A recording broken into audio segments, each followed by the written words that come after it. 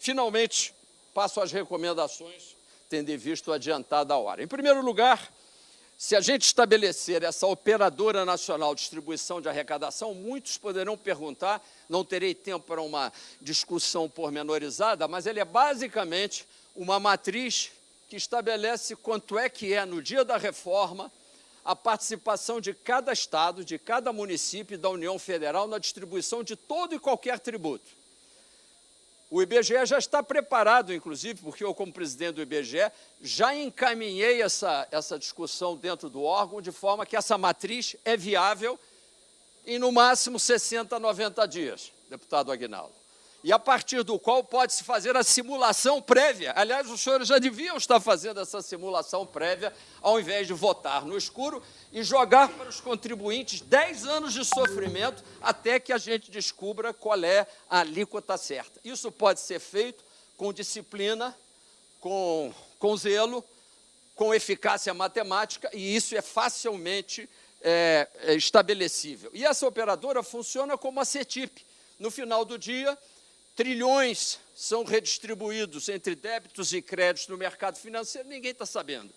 Você, eventualmente, está usando aqui a energia que veio da Amazônia, a Operadora Nacional do Sistema Elétrico está fazendo os recebimentos e os despachos e ninguém nem está sabendo.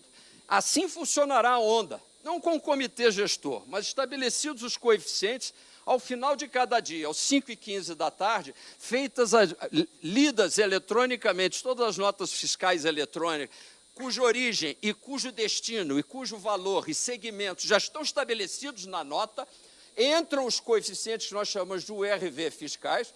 Tive a oportunidade, anos atrás, de explicar isso para o API.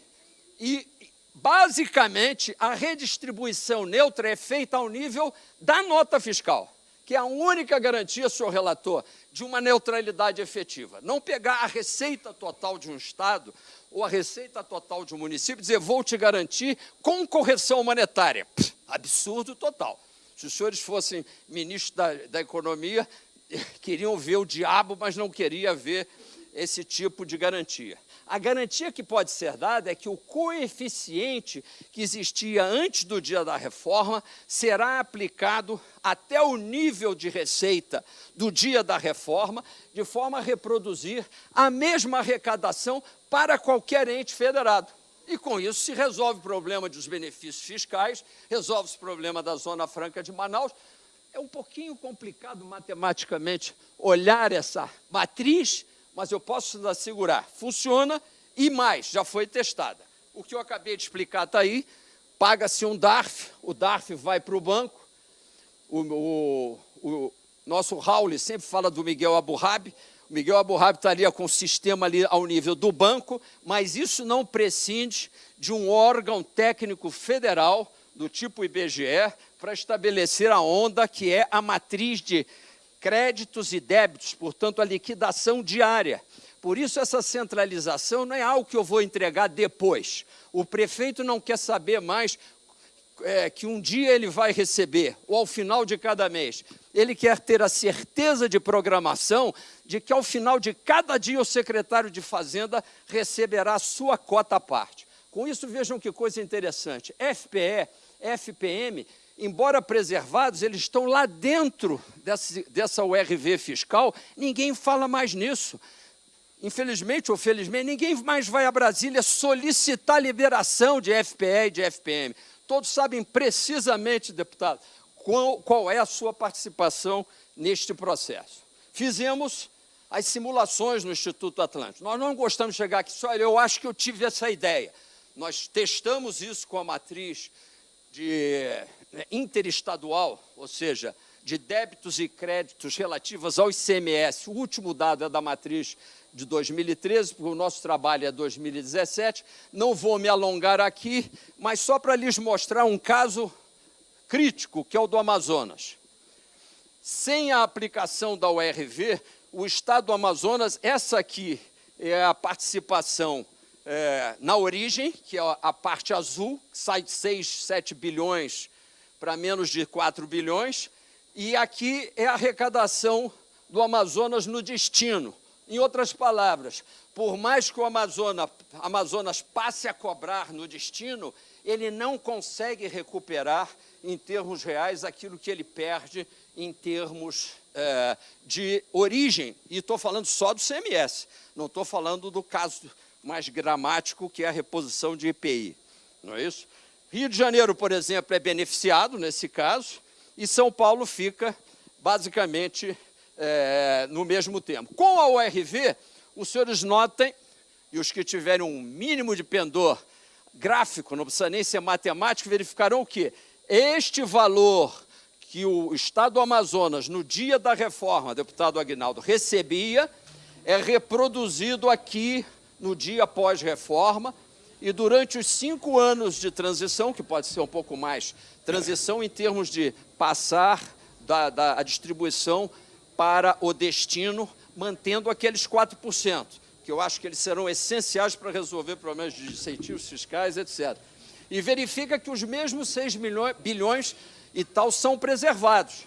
A mesma coisa com o Rio de Janeiro, a mesma coisa com São Paulo. Em outras palavras, o truque é que a gente consegue reproduzir, por algoritmos, nessa matriz da onda, a mesma arrecadação do dia da reforma, de forma que o que é que acontece na reforma? A reforma já é completa, deputado, mas os efeitos dela acontecem de modo incremental a partir do 100 da reforma. Se a arrecadação era 100, a alíquota nova, ela só incide sobre o 10, 110. No ano seguinte, 120. Então, a reforma, as alíquotas novas sobre 20. Então, todo mundo está recebendo, ninguém leva susto, a transição é segura, não há oscilação de receita, a gente já sabe previamente, porque no ano anterior isso foi rodado mês a mês, e nós podemos passar para a reforma. Aqui está feita para todos os estados, não vou me alongar. E, basicamente, com esses novos tributos, nós chegamos à segunda grande ideia, que essa realmente não consta de nenhuma das versões de PEC.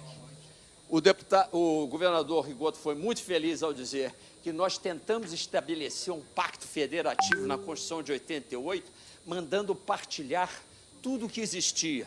Um erro, ele deixou entrevisto que... Por que é um erro? Porque na hora em que o ministro da Economia quer arrecadar mais R$10 de imposto de renda, ele não pode raciocinar com R$10, porque 5 ou mais de 5 ele tem que partilhar. Então, ele tem que raciocinar o quê? Se ele quer arrecadar mais 10, ele tem que arrecadar 20, para poder ficar com 10. E aí vai a carga tributária. O que nós fazemos aqui? Estou sugerindo aquilo que está na frente de todos e pode ser inserido numa penada, e tenho a impressão de que Paulo Guedes vai lhe fazer uma estátua, deputado Aguinaldo, que é pegar o imposto de renda, que hoje é o grande imposto compartilhado, torná-lo exclusivo federal. A vocação do imposto de renda é exclusiva. Com uma penada, o senhor introduz a exclusividade. O senhor vai dizer, bom, mas os estados e municípios vão berrar? Não. O senhor está entregando o PIS, a COFINS, e para esses efeitos também a CSLL, para o compartilhamento, e coloca na matriz da onda. Por um acaso, pouca gente sabe, que no presente momento a arrecadação em 2018 do IR foi 384 bi, e desse conjunto de 3 contribuições, como lembrava o Rigoto, inventadas para não serem compartilhadas, 380 bilhões, mesmo valor. Esse é o Brasil. Ele inventa coisas para não partilhar, não é isso, Felipe? Felipe está até rindo. E vai inventando, aumentando, aumentando, até que aquilo que ele não queria partilhar tem o mesmo tamanho daquilo que ele partilha. Destroca. Destroca. Mas isso não é uma ideia, isso é uma ideia prática demais. Sim, é disso que o Brasil precisa. É dessas ideias que o Brasil precisa, práticas. E aí nós teremos um imposto de renda federal, o governo não tem mais desculpa de que ele partilha o grande imposto, que é o imposto redistributivo, ele poderá fazer apoio à Previdência Social do jeito que quiser com o imposto de renda, e o grande imposto nacional, controlado pelos estados e municípios, será a dupla IBS e o imposto seletivo.